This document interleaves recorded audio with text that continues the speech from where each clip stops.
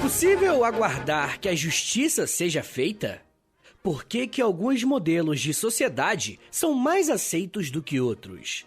Essas são apenas algumas perguntas que podemos nos fazer quando estudamos com mais detalhes a vida e a atuação política de Augusto Pinochet, o homem que comandou a ditadura chilena, uma das mais cruéis e mortais de toda a América Latina. Em geral, nós conhecemos muito pouco sobre assuntos que se relacionam com o nosso próprio continente, não é verdade?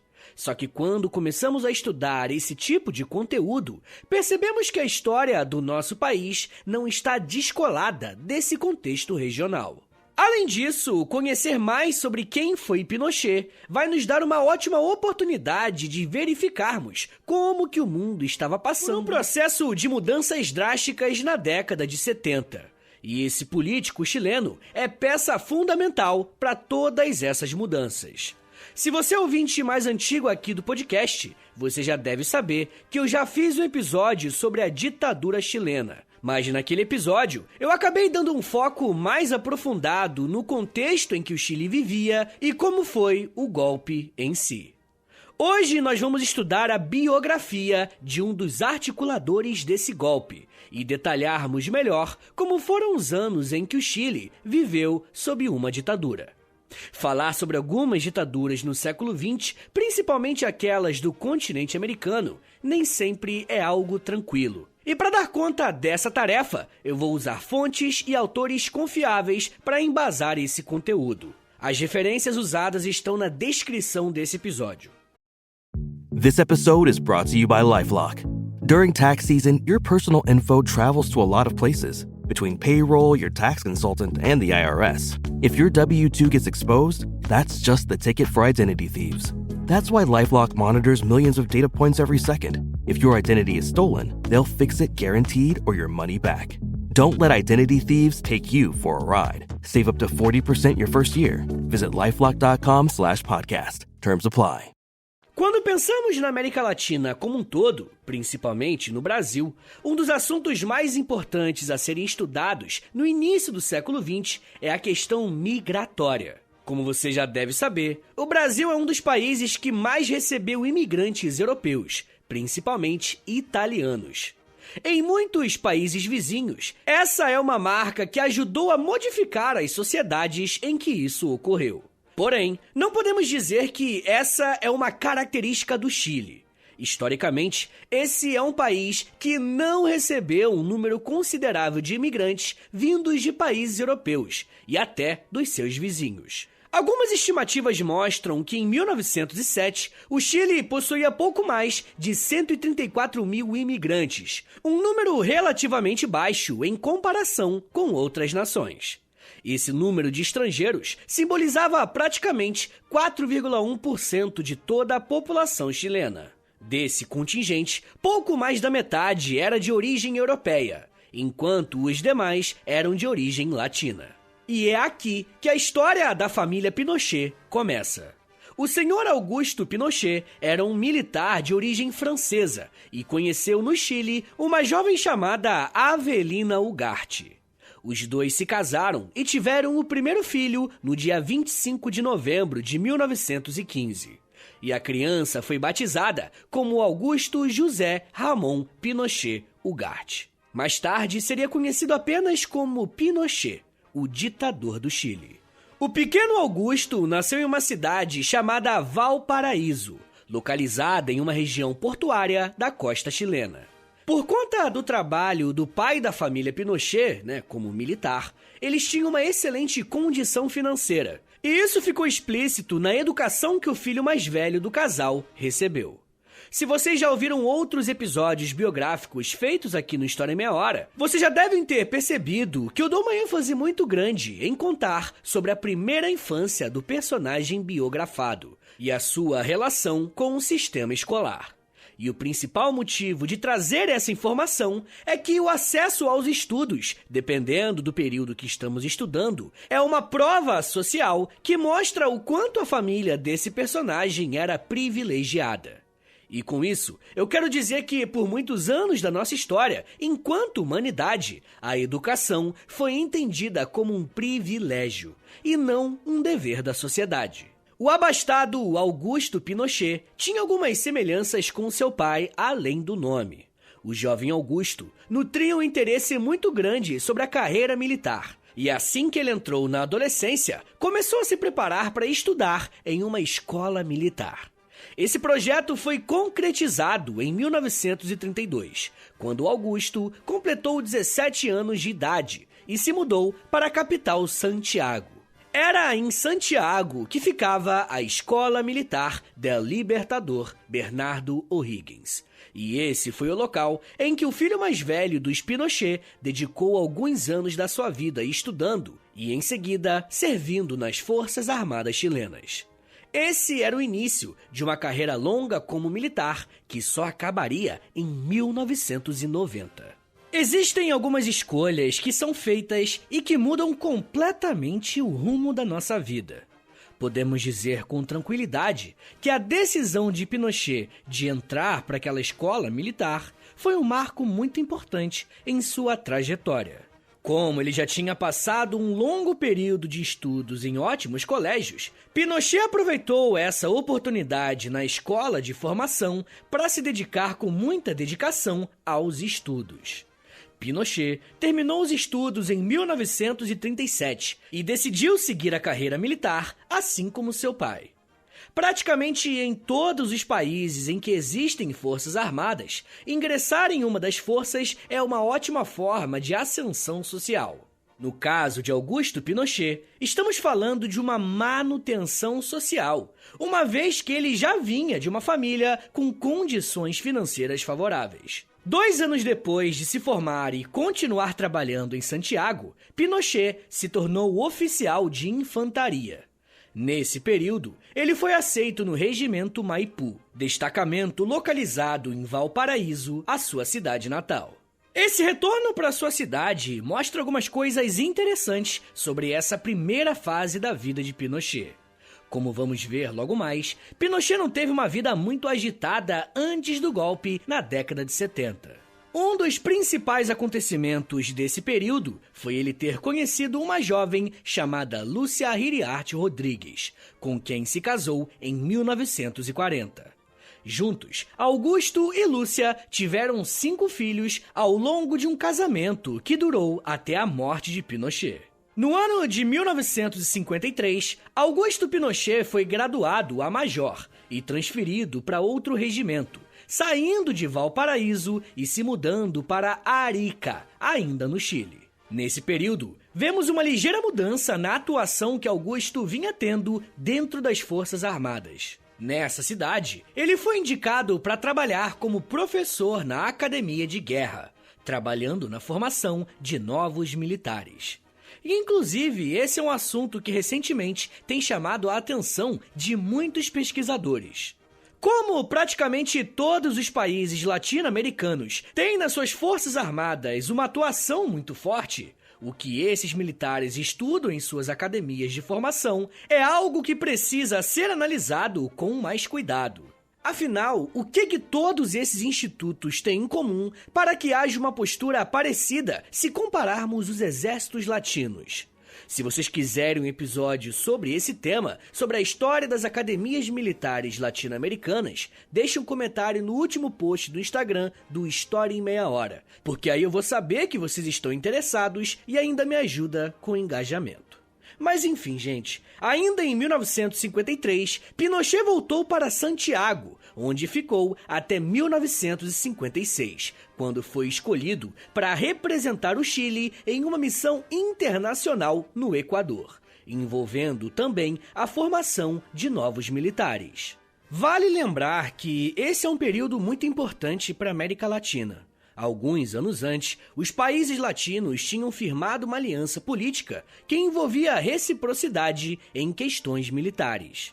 O intercâmbio entre oficiais das forças era algo relativamente comum, tanto para treinamento quanto para troca de experiências e táticas. Pinochet passou um pouco mais de 3 anos no Equador, onde começou a se interessar mais pelos estudos da geopolítica, geografia militar e inteligência tática. Mesmo sendo um militar de carreira, até esse momento, Pinochet não teve nenhuma atuação de destaque ou liderou alguma operação de importância nacional. Como o Chile não tem histórico de participação em guerras, pelo menos não diretamente, as forças armadas ficam mais focadas em questões internas, e os militares são promovidos por conta de algum plano de carreira que permite essa ascensão ou questões políticas pontuais. Mas não dá para negar que Pinochet foi um militar exemplar, pelo menos no quesito ascensão. Após seus anos como professor nas escolas preparatórias, ele foi nomeado chefe da 2ª Divisão do Exército em 1968, voltando mais uma vez para Santiago. No final desse mesmo ano, ele subiu ao posto de comandante-general e comandante-chefe da 6ª Divisão do Exército. E apesar do seu crescimento, ele não era considerado alguém com muita relevância política, e era mais identificado com os setores conservadores e fisiológicos das Forças Armadas.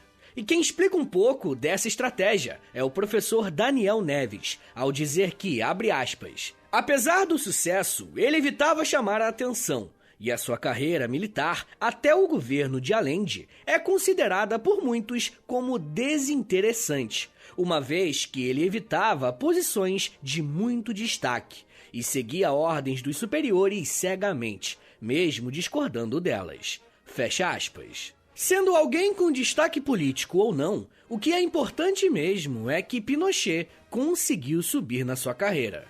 E essa ascensão aconteceu em um período extremamente importante para a história do Chile. Em 1970, quem assumiu a presidência do país foi um político chamado Salvador Allende. E Allende foi o primeiro socialista a ser eleito para a presidência de um país latino. E a sua proposta era implementar o socialismo, só que pela via democrática.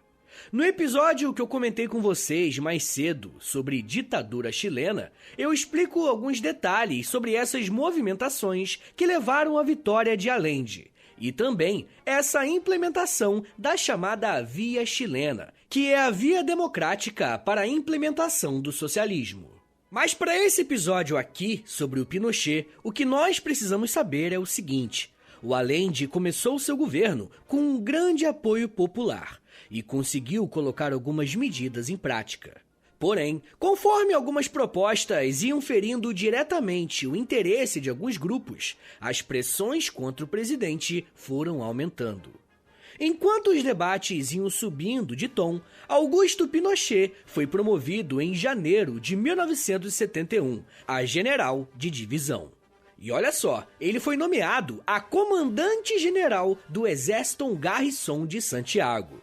E estar na capital do país, liderando esse destacamento do exército, era algo que aproximava Pinochet da cena política do Chile. Conforme a oposição a Allende aumentava, mais o Chile entrava em crise política e econômica. Parte da população chilena se preocupava em que o presidente aderisse a um movimento revolucionário violento. E por isso, boa parte da elite chilena começou a fazer a oposição a Allende e parte do exército integrou essa posição, arquitetando um golpe de Estado. Salvador Allende precisava dar uma resposta a esse movimento de oposição, que inclusive não parava de crescer. Então, o presidente Allende nomeou Augusto Pinochet como comandante-chefe de todo o exército chileno, dando a ele a posição mais alta das Forças Armadas. Pinochet, que era conhecido como um militar de carreira, foi escolhido pelo presidente para tentar acalmar os ânimos dos fardados, para permitir que as reformas propostas por Allende continuassem. Porém, vamos ver que a escolha de Augusto Pinochet se mostrou um erro fatal. Afinal, o militar escolhido para trazer essa moderação aos militares foi um dos que se juntou ao golpe. Num primeiro momento, os debates sobre a existência de um golpe contra o presidente do Chile já estavam sendo organizados há algum tempo. Mas Pinochet não fazia parte desse grupo. Ele temia que o golpe fracassasse, e os militares pagassem o preço do levante. Pinochet, então, aceitou participar do golpe contra Allende, e ele decidiu isso apenas 2 dias antes do levante. Pinochet foi um dos coordenadores do ataque ao Palácio Presidencial, o La Moneda, no dia 11 de setembro de 1973. O ataque derrubou o presidente eleito democraticamente e levou Salvador Allende a cometer o suicídio. A partir desse dia, o Chile viveu sob uma ditadura que durou mais de 17 anos e foi comandada por um dos homens que traiu o Allende. Eu ainda quero falar mais sobre como foi o governo do Pinochet e de que forma o país se inseriu em um debate mais amplo. Mas me dá um minutinho aí, tá, gente, que daqui a pouco a gente volta e eu falo mais sobre conservadores, privatizações, socialismo, torturas, cocaína e bebês. Segura aí, que é um minutinho só.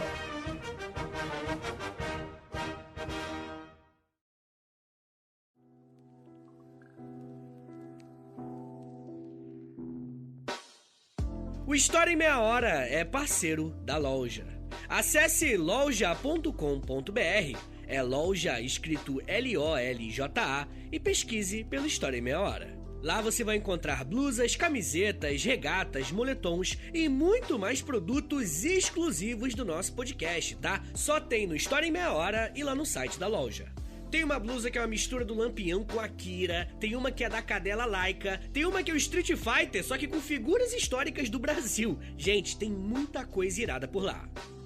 Lembrando, é claro, que quando você compra um produto na loja, além de você ficar todo bonitão ou bonitona, você ajuda o História em Meia Hora a continuar de pé. Então, obrigado. Acesse agora loja.com.br e pesquise por História em Meia Hora. loja.com.br e digita na busca História em Meia Hora. Valeu, gente!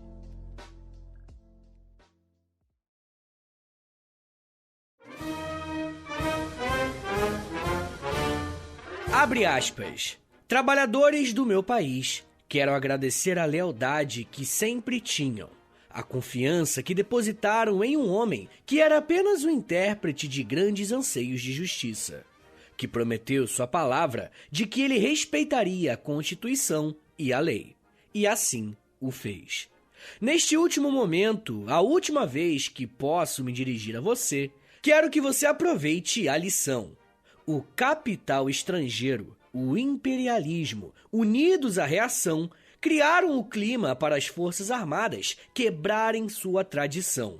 Aquela que era ministrado pelo general Schneider e reafirmou o comandante Araya, vítima do mesmo setor que hoje estará em casa esperando, com a mão de outra pessoa, recuperar o poder para continuar defendendo suas fazendas e seus privilégios. Fecha aspas. Essas palavras foram ditas pelo próprio Salvador Allende enquanto estava encurralado no La Moneda no dia do golpe. Nesse dia, ele fez uma série de transmissões via rádio para contar à população o que estava acontecendo. E eu trouxe esse relato porque eu achei muito interessante a relação que o Allende fez com o golpe que ele sofreu e os interesses externos e das elites chilenas. O golpe coordenado pelo general do exército Augusto Pinochet cumpriu com o seu objetivo. Internamente, os militares tinham o apoio das classes mais abastadas do Chile, que se preocupavam com a nacionalização de alguns bens, sem contar com o apoio de setores religiosos e conservadores que viam na figura de Allende um grande risco para o seu modo de vida.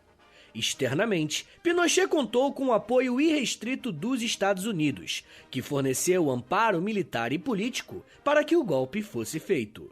Uma das motivações do governo dos Estados Unidos para apoiar o golpe foi em relação a uma das políticas implementadas por Allende, que ia em direção a uma reforma agrária. E quem conta como isso motivou uma insatisfação dos Estados Unidos foi o historiador Camilo Negri, ao dizer que, abre aspas, desapropriar Kennecott e Anaconda, as duas principais multinacionais estadunidenses que desde os anos 20 controlavam juntas até 20% do PIB chileno, motivou a oposição do governo Nixon. Fecha aspas. Com esse apoio externo, não foi difícil para Pinochet assumir a liderança no país no lugar de Allende. Uma das primeiras medidas após o golpe foi a formação de uma junta militar que atestou Augusto Pinochet como o novo presidente do Chile, a partir de 1973. Em junho de 74, o cargo de Pinochet passou a ser o de chefe supremo da nação, e todos os partidos políticos foram proibidos de atuar.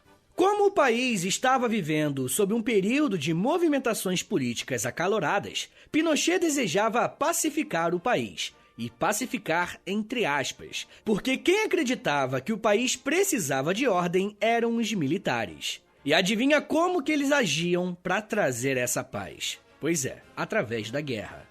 Todo opositor do regime de Pinochet ou apoiador de Allende era considerado um traidor e poderia ser preso e torturado. E quando eu me refiro a isso, eu não estou dizendo que as torturas eram nos porões escondidos de todo mundo. Pelo contrário, Pinochet usou o Estádio Nacional do Chile, um dos estádios mais importantes do país, para ser usado como uma espécie de campo de concentração para prender os seus adversários políticos. E molecada, isso começou a acontecer ainda em 1973. O golpe foi dado em setembro e ainda no mesmo ano, violentas repressões começaram a ser feitas. Em 1973, foi criada a Caravana da Morte, organizada por militares, mas de forma clandestina, tá ligado? Esses militares cruzavam todo o território chileno em busca de adversários políticos. E quando encontravam com essas pessoas, elas eram presas e torturadas até a morte. Existem casos de pessoas que foram presas, amarradas e arremessadas de helicópteros no meio do Oceano Pacífico. Somente em 1973, mais de 70 pessoas foram vítimas da caravana. Um dos militares que coordenou a Caravana da Morte foi Sérgio Arellano Strack. E é importante pontuar esses nomes para que a gente, não esqueça dos crimes. A ditadura chilena foi liderada por Pinochet e estava inserida no contexto da Guerra Fria. Logo, a caça aos comunistas era algo permitido e incentivado pelo governo. Não foi à toa que o Chile foi um dos principais países a integrar a Operação Condor, aquela aliança militar entre os países da América contra o avanço do socialismo através da perseguição de militantes políticos. Inclusive, tem um episódio aqui no feed do História em Meia Hora sobre a Operação Condor. Eu recomendo que você ouça lá depois. Por conta dessa operação, Pinochet estabeleceu relações muito próximas com o Brasil, que já estava há alguns anos sob um regime militar. E essa é uma parte triste da nossa história, mas que precisa ser dita. Nós, enquanto país, ensinamos muito o governo Pinochet a se manter no poder. O ditador brasileiro Emílio Médici treinou militares chilenos para combater, entre aspas, os militantes de oposição. Além disso, Pinochet aprendeu com o Brasil como tocar uma ditadura com ares de legalidade, tá ligado? Assim como aconteceu aqui no Brasil, o Chile propôs uma série de atos institucionais. Eles adicionaram a essa tática a realização de referendos ao longo dos anos. E essas medidas garantiram a Pinochet a legitimidade necessária para continuar no governo. Ainda falando sobre a repressão, Pinochet colocou o país em estado de guerra, e isso permitiu que ele perseguisse inimigos internos. Para executar essa missão, ele criou a Dirección de Inteligência Nacional, mais conhecida como DINA, para investigar e punir todos esses inimigos. A repressão era tão grande que o diplomata chileno Heraldo Munhoz chegou a dizer que a postura de Pinochet era de, abre aspas, guerra contra todos que se recusassem a obedecê-lo, fecha aspas.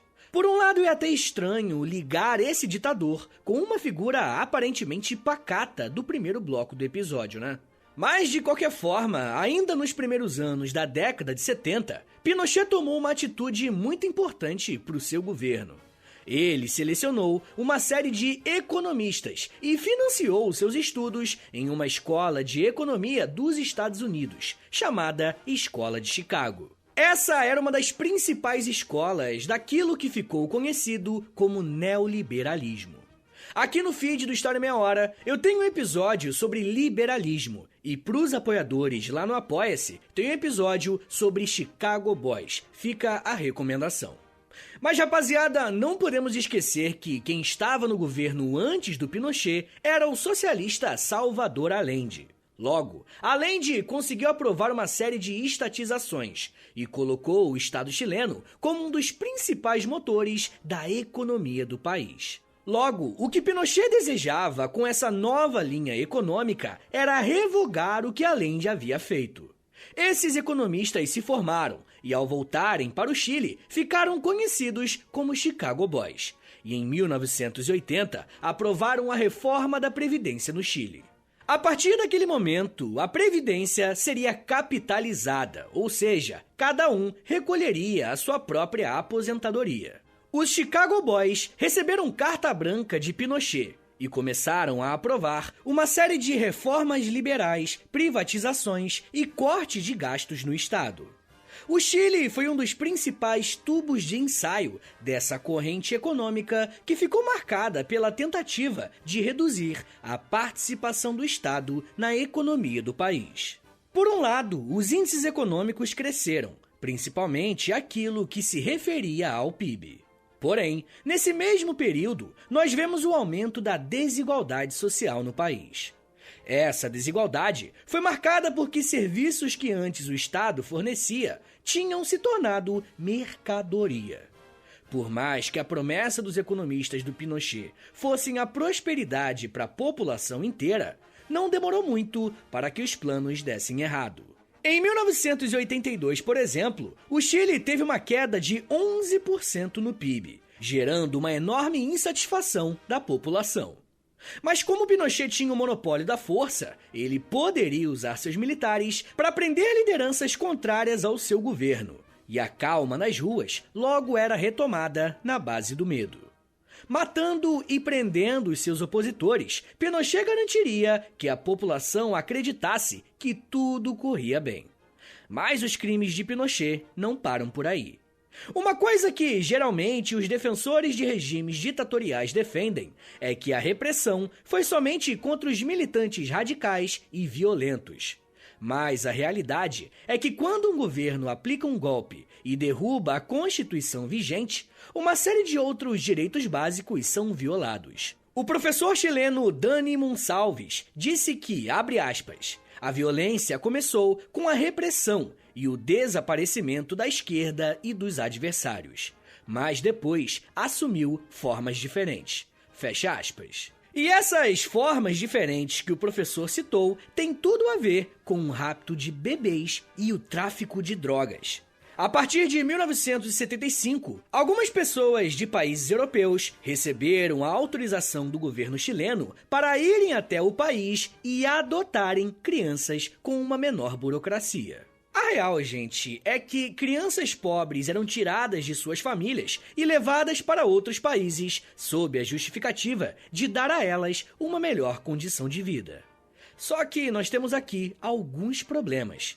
Não necessariamente a família que perdeu seu bebê fez isso de livre e espontânea vontade. Existem casos de bebês que foram literalmente sequestrados e dados a esses estrangeiros. Toda uma indústria foi montada para que essas adoções facilitadas, entre mil aspas, fossem feitas.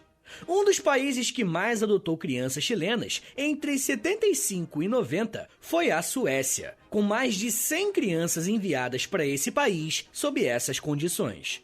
Mas um outro ponto que veio à tona sobre o governo Pinochet foi o tráfico de cocaína. Em 1992, um general reformado chamado Manuel Contreras, que na época havia sido chefe da polícia secreta, denunciou que o governo do Pinochet usava a verba do exército para produzir e exportar cocaína para os Estados Unidos. Pinochet fazia essa operação através do seu filho Marco Antônio e um traficante sírio chamado Monser Alcaçar. Parte da fortuna adquirida por Pinochet à frente da presidência chilena foi conquistada dessa maneira.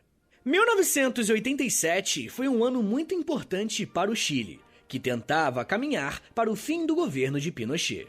Como a União Soviética já dava sinais claros de que iria ruir a qualquer momento, a Guerra Fria já estava de fato fria. E isso quer dizer que os Estados Unidos, aos poucos, deixaram de apoiar as ditaduras que apoiaram por tantas décadas. Com isso, ficava cada vez mais difícil para líderes autoritários como Pinochet se manter no poder com toda a violência e repressão.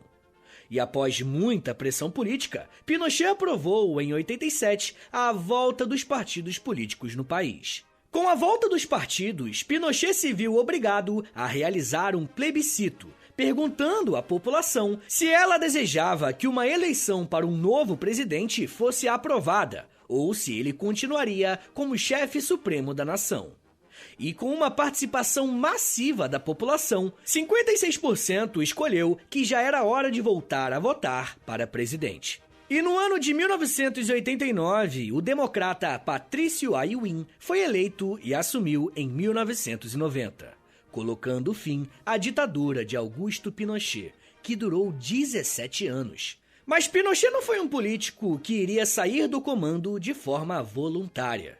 Ele articulou para que, após sair da presidência, fosse criado o cargo de senador vitalício, para que ele não corresse o risco de ser preso por seus crimes. E a medida foi aprovada, mas isso não impediu que o presidente Patrício começasse uma investigação ainda no seu mandato sobre os crimes da ditadura chilena.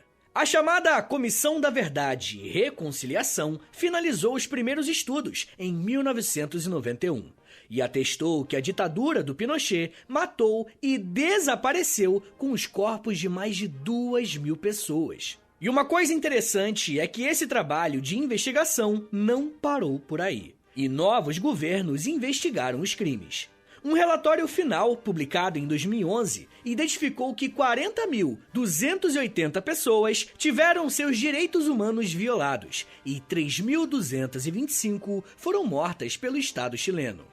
Uma outra característica da redemocratização chilena é que os militares envolvidos nesses crimes foram presos. Pois é, ao longo da década de 90 e o início dos anos 2000, diversos generais e membros das Forças Armadas foram condenados por crimes contra a humanidade.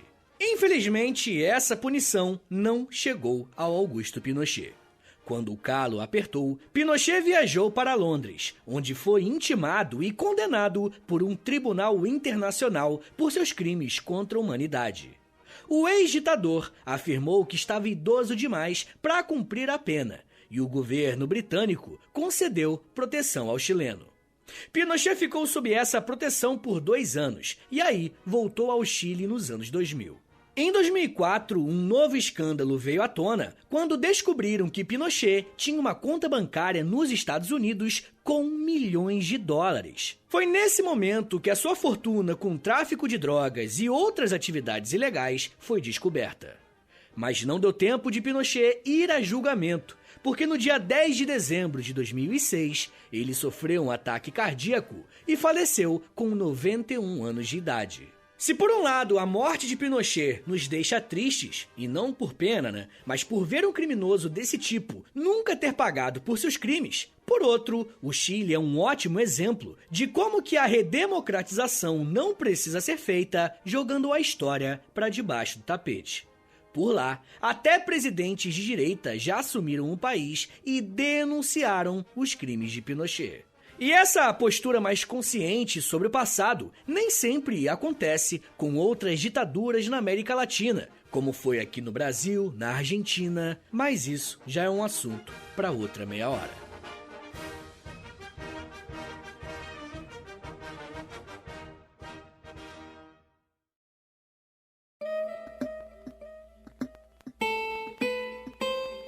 Senhores, muito obrigado por terem ouvido até aqui. Meu nome é Vitor Soares e sou professor de História. E você acabou de ouvir o História em Meia Hora. Eu gosto muito desse tema, eu acho que ele é muito importante, né? Porque quando você estuda sobre a ditadura do Chile, você entende um pouco sobre a ditadura no Brasil, não é verdade? Então, por favor, compartilhe esse episódio com a rapaziada, posta nos stories aí do Instagram e me marca no @História em Meia Hora. Ou você pode postar também no Twitter e aí você me marca lá no @H30podcast. Se você gosta do História em Meia Hora, se você quer ver esse podcast por muito tempo ainda, por anos ainda, dá uma passada lá no Apoia-se, pô. É apoia.se/História em Meia Hora, que lá tem conteúdos exclusivos, tem mais de 70 episódios exclusivos por lá, tem Clube do Livro, tem conteúdo no Instagram, no Close Friends, tem muita coisa. Entra lá pra você entender, né? Que aí você assina o plano que fizer mais sentido pra você, tá bom? Mas muita gente me pediu pra fazer um Pix, então anota aí o meu Pix e o meu contato, tá bom? Se precisar falar comigo é por aí, é o historiaemmeiahora@gmail.com. historiaemmeiahora@gmail.com. Qualquer valor é mais do que bem-vindo, beleza? Rapaziada, o História em Meia Hora, ele tem parceria com a Loja, tá bom? Se você quiser comprar uma blusa aí de história, um moletom, também tem moletom, tem um montão de coisa, é aquele regata, tem tudo, entra lá na loja.com.br, é LOLJA, tá bom? .com.br, e aí digita História em Meia Hora, que aí você vai ver a nossa lojinha e comprando um produto lá, você também ajuda o podcast, beleza? Uma outra coisa que você pode ajudar o História em Meia Hora é dando 5 estrelinhas aí no Spotify, clicando em seguir também, por favor, tá bem na tela principal aí do podcast, e também clicando no sininho, tá ligado? Porque quando você clica no sininho, o seu celular vai te enviar uma notificação quando tem episódio novo no ar, beleza? Então é isso, gente, me siga nas redes sociais, é @Prof. Vitor Soares no Twitter, no Instagram e no TikTok, beleza? Todo dia eu publico um videozinho educativo por lá. Tá bom, gente, é isso, muito obrigado, um beijo, até semana que vem, e valeu!